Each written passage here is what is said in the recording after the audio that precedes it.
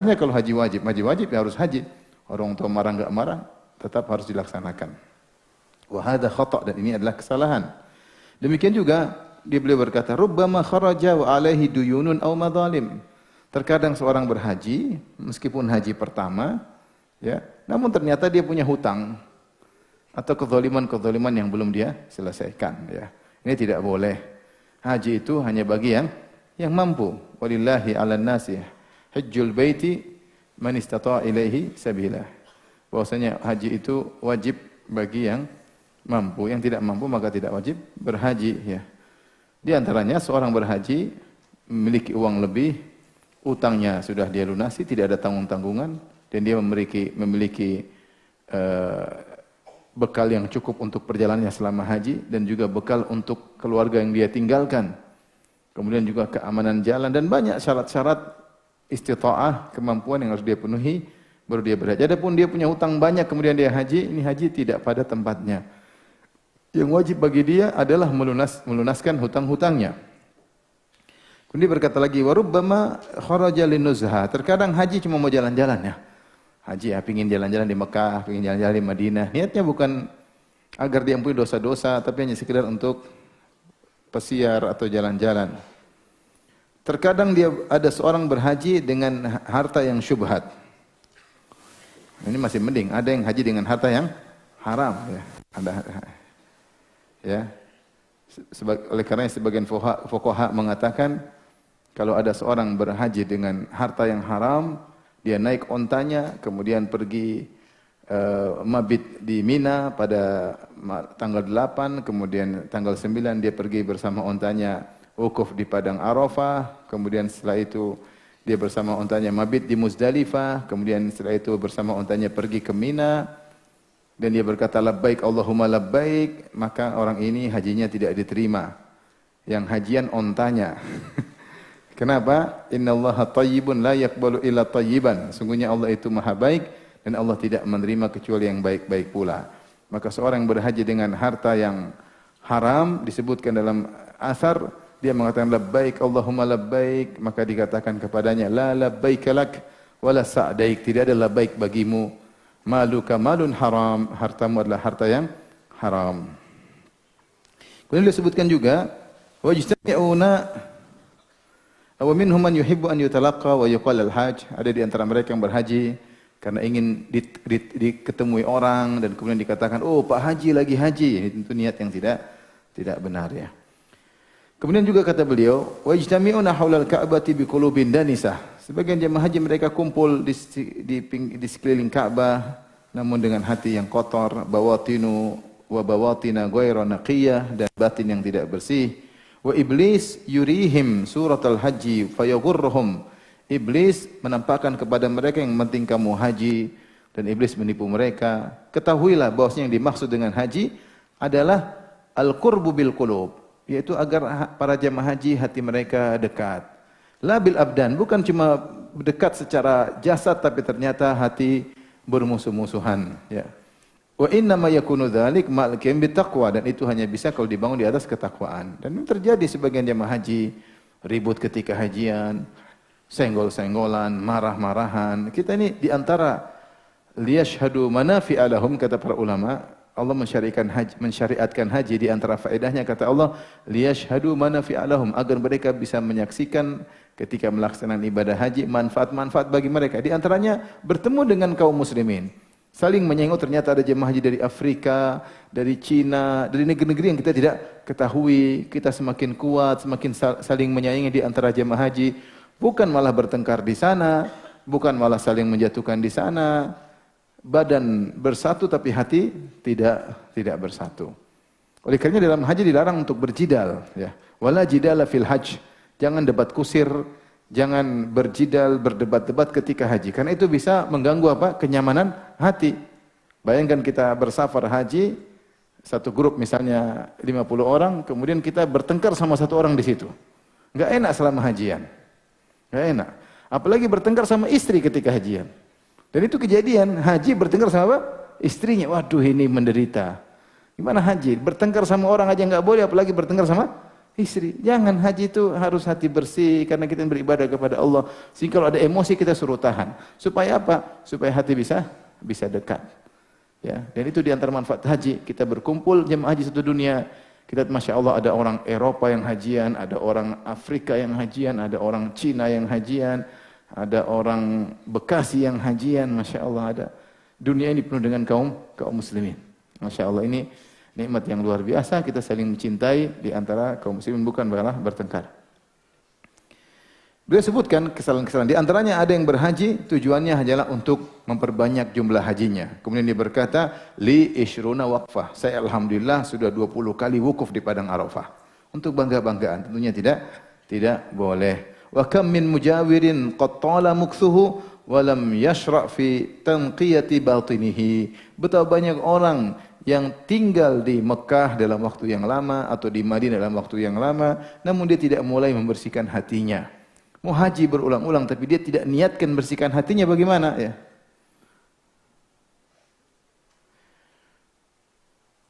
Kemudian beliau menyebutkan kesalahan-kesalahan yang lain, ya. Seperti beliau mengatakan, betapa sering aku melihat ketika di jalan menuju Mekah ada orang yang berhaji kemudian dia mukulin teman-teman hajinya untuk cari air. Sana-sana kamu carikan air. Dulu kan haji tidak mudah seperti sekarang.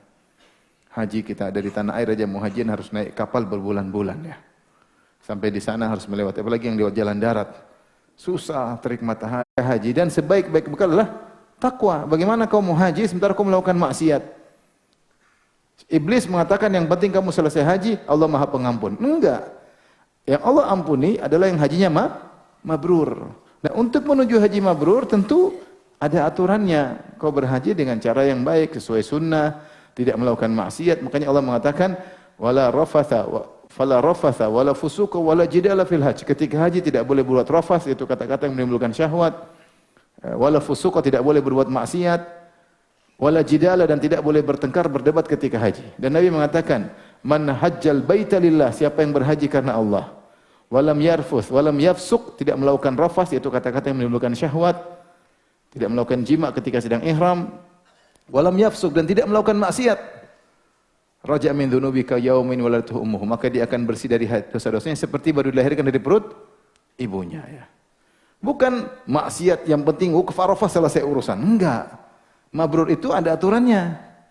Bagaimana? Subhanallah, saya tidak ini ya, itu mabrur tidak urusan Allah. Cuma sebagian orang mau hajian dia bohong dulu. Bohong ini, bohong anu, bohong ini, bohong anu, kemudian dia bilang nanti Allah Maha Pengampun. Subhanallah. Gimana? Apalagi dalam hajian berbuat zalim. Masuk di tenda orang, dia tidak punya surat izin haji, kemudian dia masuk nyerobot ke tenda orang, orang masuk sudah dipakai oleh dia. Ini bagaimana seperti ini? Kamu sudah masuk haji tidak pakai surat izin, kemudian kau nggak nyerobot ke tenda-tenda orang. Kau menggunakan fasilitas yang disediakan hanya untuk orang-orang yang berhaji. Kau membuat mereka semakin sulit dalam berhaji. Sebagian orang cuek. Yang penting saya sudah hajian. Yang penting saya sudah wukuf di Padang Arafah. Yang penting saya sudah melaksanakan kewajiban. Ya. Yang penting saya sudah selesai haji. Bukan masalah yang penting kau haji atau tidak. Tapi hajimu benar atau tidak, sesuai aturan atau tidak. Itu penting juga, harus kau diperhatikan. Ya. Makanya saya tidak pernah motivasi. Kalau yang tanya Ustaz, boleh enggak saya berhaji? Tapi saya harus begini-begini. Saya bilang dalam cara itu ada bohong atau tidak? Kalau ada bohong enggak usah. Bagaimana kau berhaji? Kau mulai dengan kebohongan? Kalau itu enggak ada bohongnya, prosedural. Tidak ada bohongnya, bismillah. Kalau tidak begini caranya kita enggak bisa haji. Kalau tidak, ya sudah. Allah tidak wajibkan kau untuk berhaji kalau kau tidak mampu. Kalau semua orang berpikiran seperti kamu, Mekah penuh. Ya. Oleh karenanya, jangan kita berpikir yang penting saya sudah di Arafah. Ya, sementara kita dalam pelaksanaan haji kita melakukan kesalahan, bahkan menzalimi orang lain. Ya, jangan. Kita ingin haji yang mabrur. Maka di sini Ibnu Jauziyah menyebutkan orang-orang yang penting wukuf di Arafah, sementara terkadang sholat tidak diperhatikan. Ketika dia berhaji sambil berjualan, dia melakukan tatfif. Padahal Allah mengatakan wailul lil mutaffifin. Celaka orang-orang yang ketika jualan barang dikurangi sedikit. Sementara pembeli tidak mengetahui bahwasanya sudah dikurangi. Wa yadhunnun annal hajja yadfa'u anhum.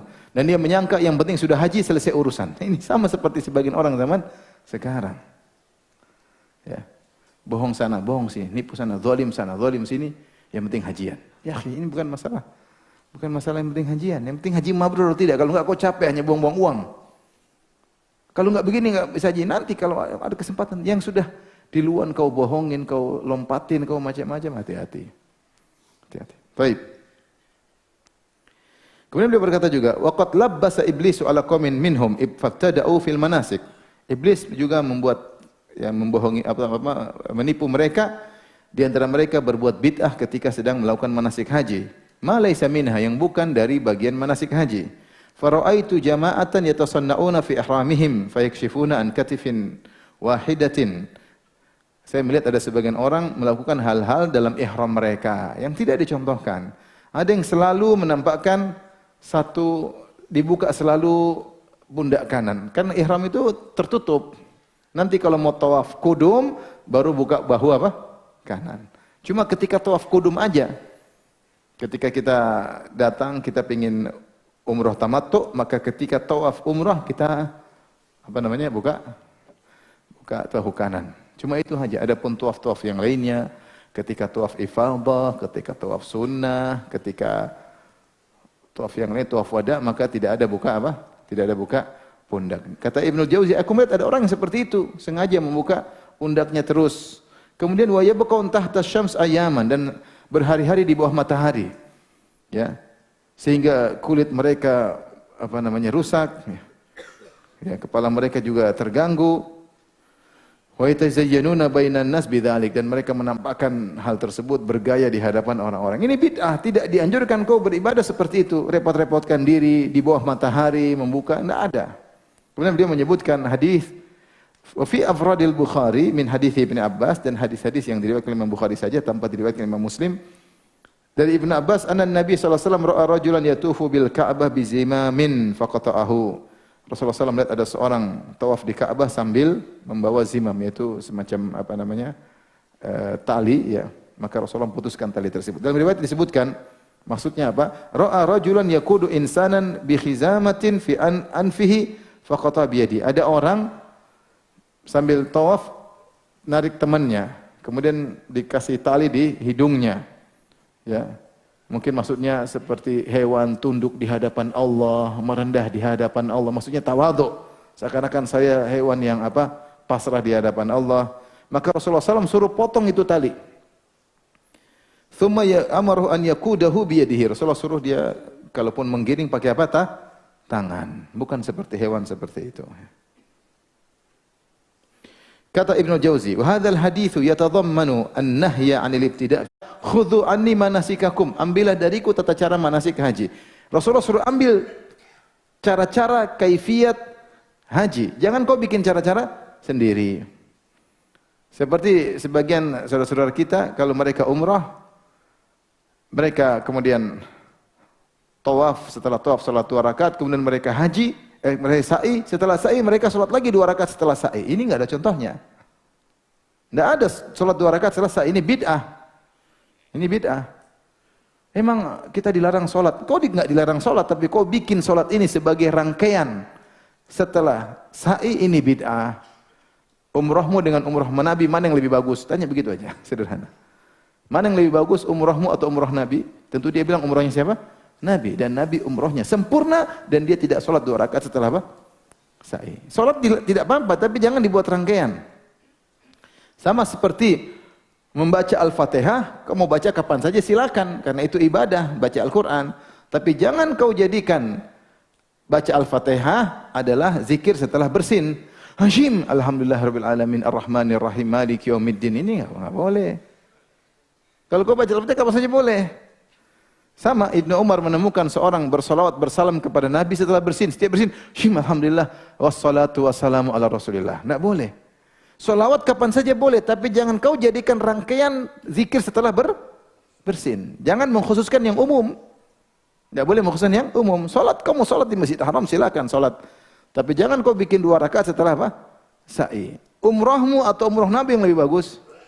Umrah Nabi SAW. Nabi tidak begitu. Sudah. Wa khairul huda huda Muhammadin sallallahu alaihi wasallam. Sebaik-baik petunjuk Nabi sallallahu alaihi wasallam. Kemudian Ibnu Jauzi berkata, Sebagian kaum ditipu oleh iblis ketika dia hajian mengaku bertawakal, kita bertawakal. Fa kharaju bila zadin, maka mereka pun pergi hajian tanpa bekal. Wa dhannu anna hadha huwa tawakkul, dan mereka menyangka berhaji tanpa bekal itulah tawakal yang sesungguhnya. Wa hum ala ghayatin minal khata', mereka berada di puncak kesalahan. Allah menyuruh wa tazawwadu, berbekalah kalau mau hajian. Jangan hajian tanpa bekal. Kenapa kalau kau hajian tanpa bekal kau akan merepotkan orang? Merepotkan apa? Rombongan. Qala rajulun lil imami Ahmad bin Hanbal. Ada seorang bertanya kepada Imam Ahmad bin Hanbal, kata Ibnu Jauzi. Dia berkata, "Uridu an akhruja ila Makkah ala tawakkuli min ghairi zadin." Wahai Imam Ahmad, saya ingin pergi haji dengan tawakal yang sempurna dan saya tidak bawa bekal. Dia tanya, boleh enggak Imam Ahmad? Yang ditanya siapa? Imam Ahmad. Imam Ahmad enggak bilang, oh bismillah, insyaallah, bismillah, enggak. Imam berkata, fakhruj fi ghairil qafilah. Kalau kau memang benar, kau pergi sendirian, jangan ikut rombongan. Jangan ikut rombongan. Ikut rombongan pasti nyusahin orang. Qala la ila ma'ahum, enggak, saya mau hajian tapi dengan rombongan. Kata Imam Ahmad, fa'ala jirabin nasi tawakkalta, kau hanya ingin numpang makan kemudian kau bilang tawakal. Fa nas'alullaha an yuwaffiqana, semoga Allah beri taufik kepada kita. Enggak boleh seperti ini. Enggak boleh seperti ini. Kamu jangan repotkan orang. Tawakal itu ikhtiar sambil menyerahkan hati kepada Allah. Bukan nekat tanpa ikhtiar. Kalau gitu kenapa Allah mengatakan wajib haji bagi yang mampu? Supaya kamu itu punya bekal, bahkan bukan cuma bekal buat kamu doang, bekal untuk keluarga yang kau tinggalkan. Gimana kau pergi hajian punya bekal sementara anak istrimu lapar? Enggak boleh haji seperti ini. Haji, bekal buat dirimu dan bekal keluarga yang dibawa, tanggunganmu juga harus terpenuhi selama waktu kau berhaji. Kalau kau haji 2 bulan, tuh penuhi 2 bulan, siapkan mereka makan 2 bulan, baru kau hajian kalau zaman dahulu. Jangan nekat hajian tidak bawa bekal sama sekali. Makanya Allah mengatakan wa tazawwadu. Sebagian ulama membawakan ayat ini pada tafsiran bahwasanya sebagian orang-orang Yaman ingin berhaji tanpa bekal. Maka Allah tegur mereka dengan menurunkan firman-Nya dalam surat Al-Baqarah, wa tazawwadu, berbekalah ketika apa? Haji. Kalau enggak akan ngerepotin orang. Saya pernah ketemu sama seorang, dia apa ya? Dia terlalu pede. Dia bilang, alhamdulillah saya ini selalu diberi taufik oleh Allah. Terus ada yang nyeletuk, diberi taufik gimana? Kamu aja tasmu hilang waktu turun dari bandara. Iya hilang, tahu-tahu kembali sendiri katanya. Iya yang nyari orang, bukan ngerepotin orang semua nyarikan tasmu. Dia bilang kembali sendiri. Di depan saya cerita ini. Istrinya lapor sama saya juga. Aduh, Mas ini gimana ya? Jadi istrinya itu pergi zikir sama suami sholat subuh, terus ada acara city tour. Maka tentu istrinya pengen ditemani dong istri city tour. Istrinya bilang, ayo Mas kita balik city tour. Kata Masnya, kamu di luar aja, saya lagi mau zikir. Akhirnya istrinya pergi tanpa ditemani suaminya. Coba ini suaminya nih, tawakal salah. Terus siapa yang nemani istrimu? Suruh suami orang lain temani istrimu. Akhirnya dia mungkin pergi setelah syuruk, balik. Dia cari bisnya tidak ada. Akhirnya ada yang kasihan. Udah naik sini Pak. Dia cerita sama saya, lihat. Saya keluar dari masjid terlambat, Allah siapkan bis buat saya. Memang cara pandang berbeda, susah. Kamu tuh ngerepotin orang tau. Istrimu siapa yang jaga? Tapi dia bilang, Allah siapkan bis kepada saya. Bukan kamu dikasihani sama orang ini yang sama yang tadi bilang barangnya hilang, tasnya hilang, kembali lagi sendiri ke kamarnya. Yang nyari teman-temannya. Oleh karenanya tawakal itu ikhtiar, jangan ngerepotin orang. Muhammad mengatakan, kau mau nekat tawakal silahkan.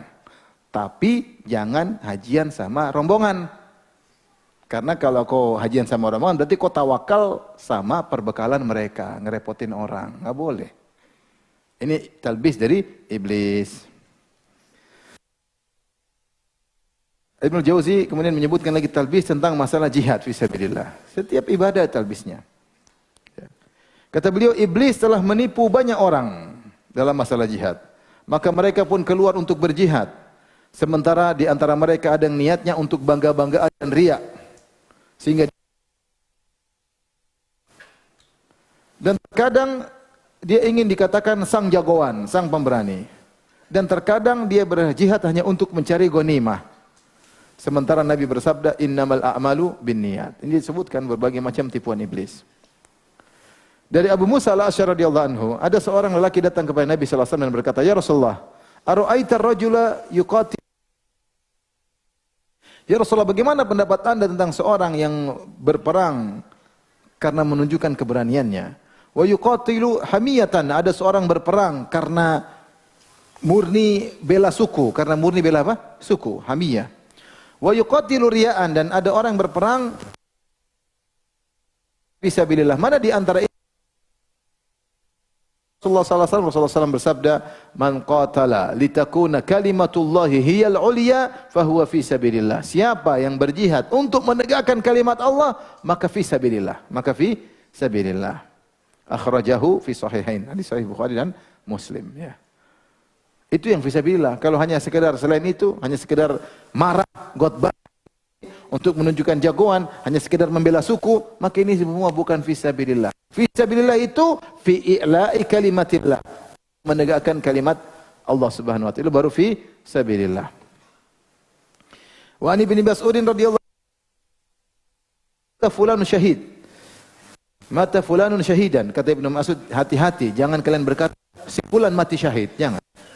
Au qutila fulanun syahidan, atau seorang terbunuh mati syahid. Fa innar rajula la yuqatil liyagnam. Karena kenapa? Ada orang berperang murni benar ingin cari ghanimah. Wa yuqatil liyuzkar, dan benar ada orang berjihad tapi untuk disebut-sebut, riya. Wa yuqatil, ada orang yang berperang supaya diketahui kedudukannya. Ini semua bukan fisabilillah. Jadi jangan bilang fulan mati syahid. Kita mengatakan semua si fulan mati syahid. Semoga si fulan meninggal mati apa? Syahid. Kita bilang semoga saudara-saudara kita yang meninggal di Palestina semoga mati apa? Syahid. Ya. Semoga Allah mencatat mereka sebagai orang yang mati apa? Syahid. Tapi pastikan satu ini kita belum tentu. Kita enggak tahu. Ya. Maksudnya apa? Maksudnya bahwasanya dalam masalah jihad pun niat macam-macam. Niat macam-macam, ya. Dalam satu riwayat yang lemah disebutkan Nabi bersabda, "Rubba qatilin baina saffain, Allahu a'lamu ya biniyatihi." Betapa banyak orang yang tewas di antara dua saf ketika jihad, Allah yang lebih tahu tentang niatnya.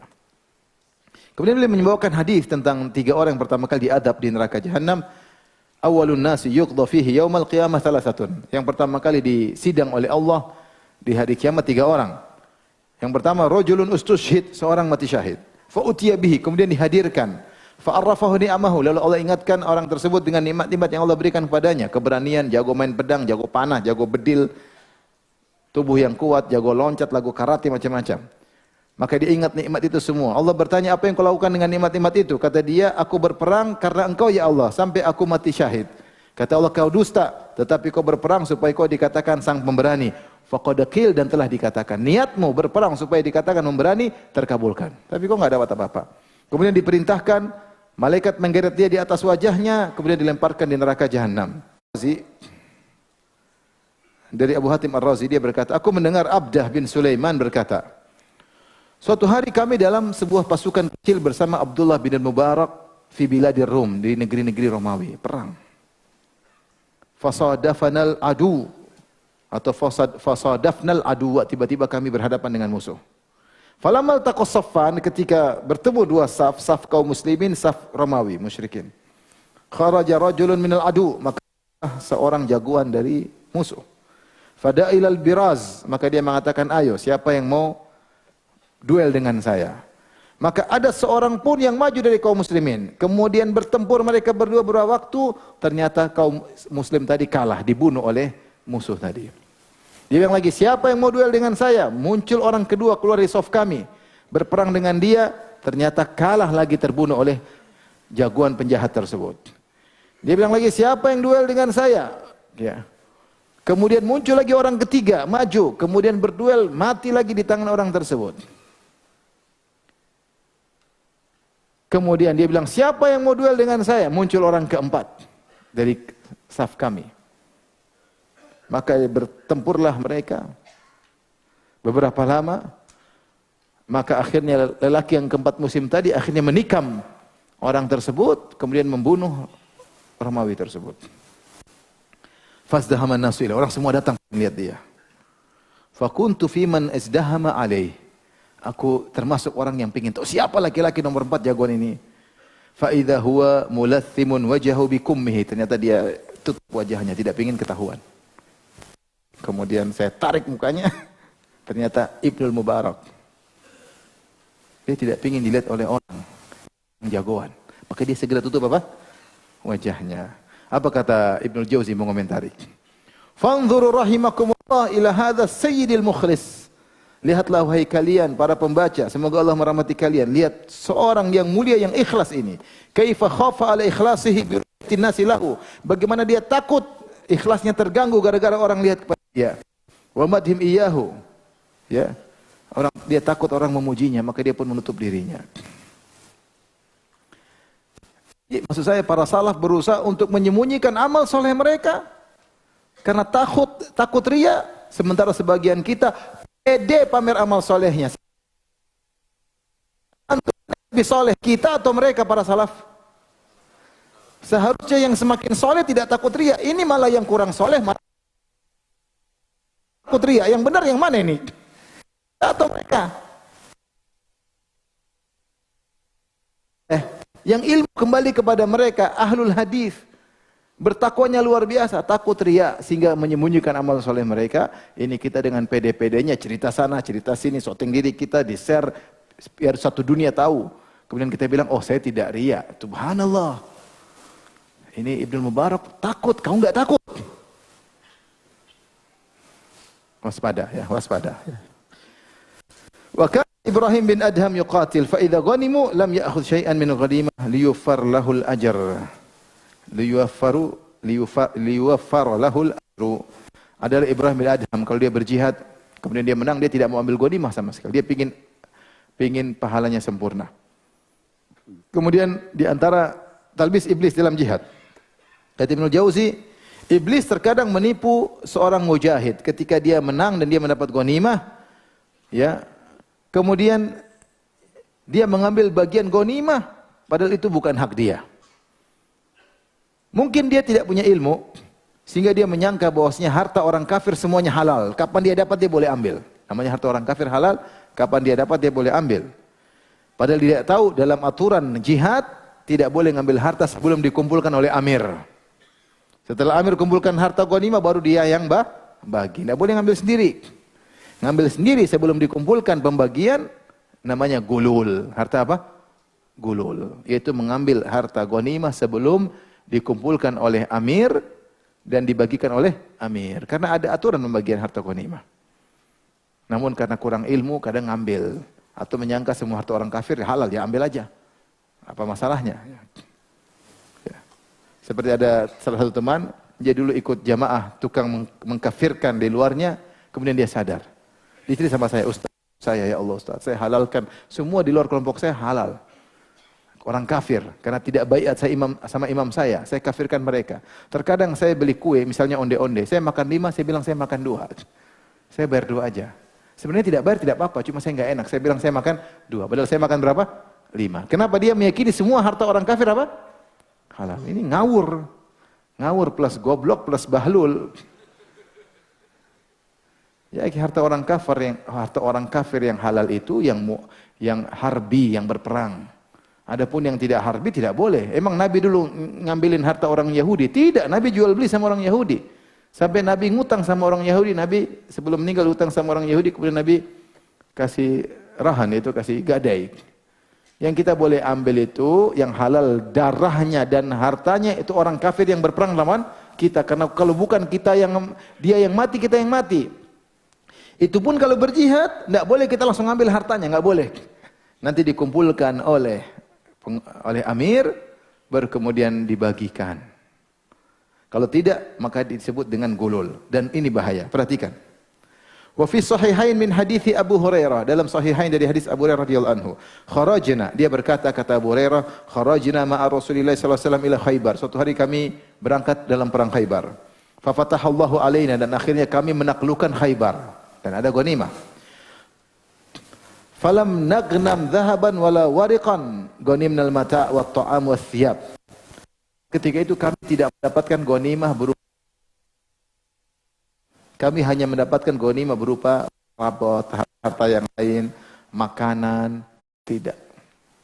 Walladzi nafsu Muhammadin biyadihi, demi zat yang jiwa Muhammad di tangannya. Inna syamlata lataltahibu alaihi naran, sungguhnya kain telah menyalakan api untuknya membakarnya. Akhadhaha minal ghanaim yauma Khaybar lam tusibhal maqasim. Dia telah ngambil diam-diam kain tersebut ketika pembagian ghanimah perang Khaybar, padahal belum pembagian. Cuma kain dia ambil. Kata Nabi, dia enggak mati syahid. Kenapa? Justru kain yang dia ambil sebelum pembagian menyalakan api untuk membakarnya. Fafazi'an nas, orang-orang takut ketika mendengar tersebut. Mereka menyangka perkara sepele, cuma kain berapa? 5 real, 10 real. Kalau harga sekarang. Fafazi'an nas, orang kaget. Faja'a rajulun bisyirakin aw syirakain. Akhirnya ada orang membawa lapor, oh ini ada yang dikembalikan. Syirak itu tali sendal. Dulu tali sendal ada nilainya. Tali sendal mungkin terbuat dari apa? Mungkin sendalnya terbuat dari kulit, talinya itu ada nilainya. Ternyata dia ngambil tali sendal 1 atau 2 sebelum pembagian. Ketika dia mendengar ini, langsung dia datang sumpah untuk mengambil harta saudaranya.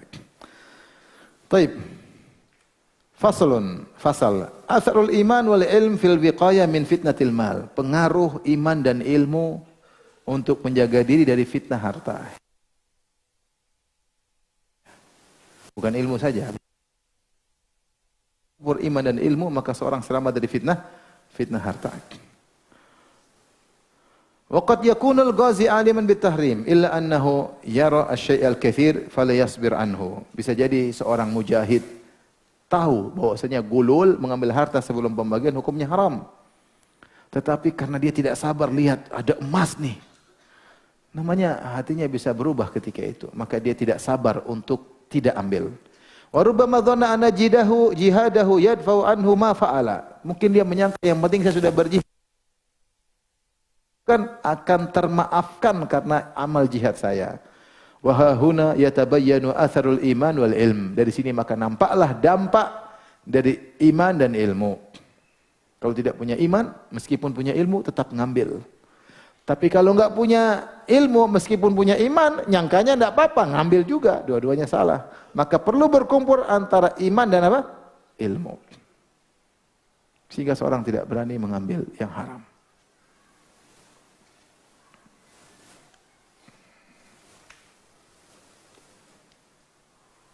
Saya kemarin baru telepon sama kawan dari Arab Saudi. Dia bilang, Firanda, kamu menafsirkan mimpi? Saya tidak menafsirkan mimpi. Saya bukan tukang tafsir apa mimpi. Ada apa? Saya bermimpi 2 hari berturut-turut. Ada macan yang menyerang saya dan menyerang hari berikutnya, menyerang anak-anak saya. Masalahnya apa? Mau dia cerita. Bahwasanya ada orang beli tanah bapak saya, intinya dia salah dalam pembayaran, kemudian ada yang tidak dia bayar, kemudian dia ambil tanah tersebut, kemudian dia bangun tempat tinggal, apartemen, kemudian dia sewakan, setiap tahun dia dapat untung sekian, padahal itu tidak syar'i. Maka saya tuntut orang tersebut. Dan saya sudah tanya kepada pengacara atau kepada apa namanya? Bukan, iya, pengacara ya. Yang ahli dalam ini namanya apa? Pengacara ya. Kata muhami, kata pengacara, kamu pasti menang. Kamu akan ambil tanah tersebut karena dia tidak resmi. Tapi saya mimpi setelah itu saya diserang oleh namir. Namir itu artinya macan. Besoknya saya mimpi lagi anak-anak saya diserang oleh namir. Terus masalahnya apa? Saya tanya. Ini baru 2 hari lalu di telepon saya. Masalahnya orang yang saya tuntut untuk mengambil tanah bapak saya itu namanya Namir. Waduh. Kata dia, Syekh Firanda, apa tafsirnya? Saya bukan penafsir mimpi. Ngeri juga nih. Ini saya bilang kamu jangan tanya sama pengacara, karena pengacara dia terikat dengan hukum undang-undang di sana. Kamu tanya sama syekh orang alim. Bagaimana hukumnya? Cerita semua kepada orang alim tersebut, tanpa ada yang kau tutupi, jangan sampai kau zalimi orang tersebut meskipun sedikit pun. Kalau memang dia berhak, apa yang dia dapatkan berikan. Dunia ini intinya cuma sebentar. Tapi kalau kamu benar, tuntut orang tersebut. Karena kau bukan menuntut untuk dirimu saja, tapi saudara-saudaramu juga berhak mendapatkan warisan dari tanah tersebut. Adapun mimpi saya tidak tahu. Kata dia insya-Allah. Intinya saya bilang kau hati-hati. Dunia ini cuma sebentar. Jangan sampai kau makan sesuatu yang haram. Meskipun secara undang-undang kau pasti menang. Dia bilang pasti menang. Ya buktinya di sini ragu. Maka jangan kau tanya sama pengacara. Pengacara pasti memenangkan kamu. Tanyalah kepada syekh yang alim, yang ngerti betul permasalahan tersebut. Kau benar atau tidak. Kalau dia bilang kau benar, tuntut. Kalau dia bilang kau salah, jangan. Nanti macan benar-benar apa? Datang. Qadarul. Karena orang-orang Arab namanya sekarang nama-nama hewan ya. Ada namanya himar, kalau dai ada namanya fahad. Fahad artinya macan. Ada namanya namir. Namir juga artinya apa? Macan. Ada yang namanya kilab, artinya apa? Anjing. Kata mereka ini, mereka menamakan dengan nama-nama hewan untuk menunjukkan sesuatu. Misalnya himar. Himar maksudnya menunjukkan jalat, sabar. Kata himar itu sabar. Ada yang dinamakan kilab, karena kilab anjing itu amanah. Kalau fahad atau asad menunjukkan apa? Jagoan. Nah kebetulan yang mau dia tuntut namanya apa? Namir. Macam. Taib. Intinya hati-hati, kita bukan iman, hati-hati. Jangan sampai kita makan sedikit pun dari harta orang lain karena bahaya, urusannya panjang. Jangan remehkan cuma 10.000. Jangan urusan 10.000. Kalau ini hak orang, jangan kau ambil, bahaya. Kemudian beliau menyampaikan tentang bagaimana orang alim. Ruwina bi isnadin an Abi Hubairah bin al-Ash'ab. Kami diriwayatkan kepada kami dengan isnad dari Hubairah bin al-Ash'ab dari Abu Ubaidah al-Ambari, qala lamma habatal muslim,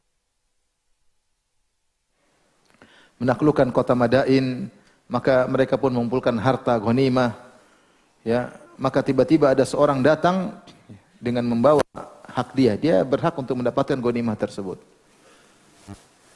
Kemudian dia pun kembalikan, padahal itu hak dia. Maka orang-orang yang bersama dia berkata, "Ma ra'ayna mithla hadza qat." Ya. Kami tidak pernah orang seperti ini. Apa yang dia dapatkan dari hak ghanimah tidak ada bandingan dengan kami. Artinya banyak sekali. Wala ma yuqari, bahkan tidak sama dengan sedikit. Artinya dia dapatkan banyak sekali, itu hak dia. Faqala lahu hal akhadta minhu syai'an? Ya. Kata dia, faqala ama wallahi laula Allah ma ataitukum bihi. Saya tidak mau ambil sama sekali, kata dia. Kalau bukan karena Allah, saya tentu ambil ini barang saya. Ya. Maka orang-orang kaget, ini orang hebat. Bayangkan, dia sudah dapat hak, dia kembalikan semua. Dia tidak mau ambil sama sekali. Faqalu man anta? Siapa engkau? Kata dia, wallahi la ukhbirukum litahmaduni. Saya tidak mau kabarkan kepada kalian siapa saya. Saya tidak ingin kalian puji saya. Saya enggak mau. Tidak perlu kalian tahu siapa saya. Ya. Walakinni ahmadullah, tapi saya puji Allah. Wa arda bi thawabihi, dan saya ridho dengan pahalanya. Saya tidak butuh ini semua. Ya. Akhirnya dia pergi. Subhanallah, dia sudah dapat ghanimah, dia kembalikan. Siapa kamu? Tidak perlu tahu. Dia tidak bilang, lihat di YouTube. Buka channel ini. Tidak. Engkau tidak perlu tahu siapa saya. Akhirnya ada yang mengikutinya. Akhirnya dia balik ke teman-temannya. Akhirnya mereka tanya, siapa orang ini? Fa'idha huwa Amir bin Abdi Qais. Ternyata namanya Amir bin Abdi Qais. Kalau nggak salah dia ulama tabi'in. Orang hebat ahli ibadah. Ya. Dia menggabungkan antara iman dan ilmu. Azan kah? Subhanallah, belum selesai lagi. Kita masih ada satu pertemuan lagi terkait dengan talbis iblis dalam ibadah. Mudah-mudahan pekan depan ada, mudah-mudahan ya. Ya mudah-mudahan insyaallah demikian saja. Kita dengar adzan, setelah itu tanya jawab. Kalau yang bertanya saya persilahkan. Wallahu ta'ala alam bisawab.